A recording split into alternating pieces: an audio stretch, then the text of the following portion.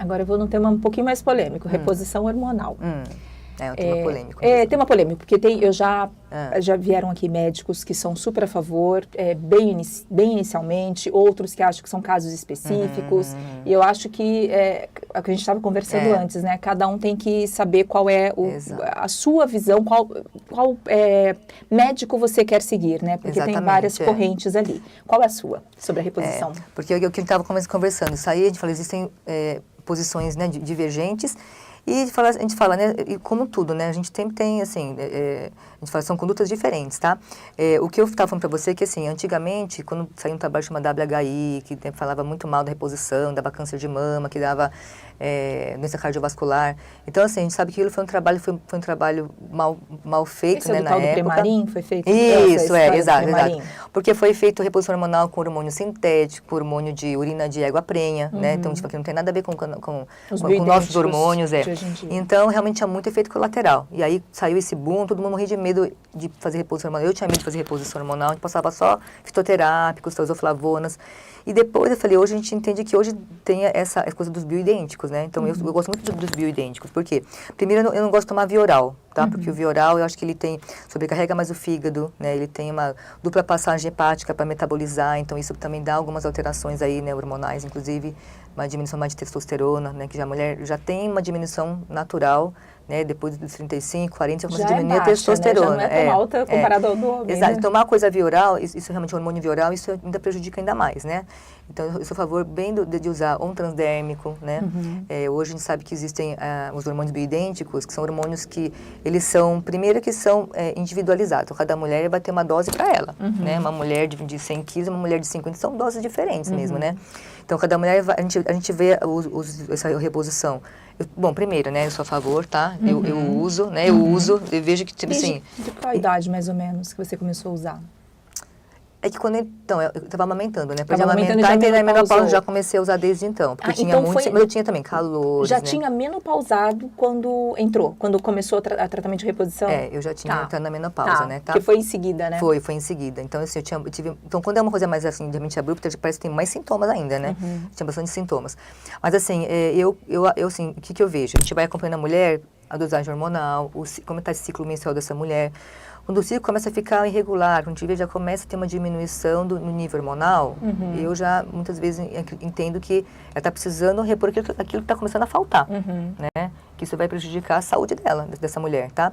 E mesmo assim, quem é mais tradicional, eu falo que nos congressos de menopausa, de climatério que a gente vai hoje em dia, existe essa linha muito a favor da reposição hormonal, tá? Mesmo os mais conservadores. Por quê?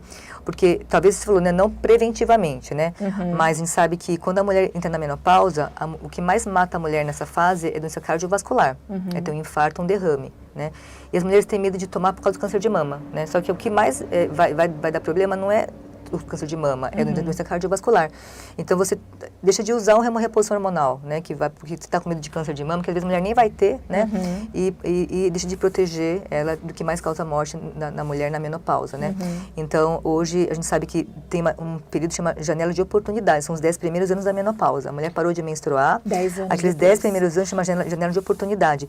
É um momento que é interessante entrar com a reposição hormonal importante para fazer essa prevenção cardiovascular, né? Agora, se a mulher não fez, tá? Então, muitas mulheres têm uma menopausa mais precoce e tal, e elas chegam para mim, às vezes, já muito tempo de menopausa. E elas querem fazer reposição hormonal. A gente fala, daí já não dá mais. Por quê? Não adianta. Porque daí as artérias já enrijeceram, né? Já tem aterosclerose, calcificação de artérias.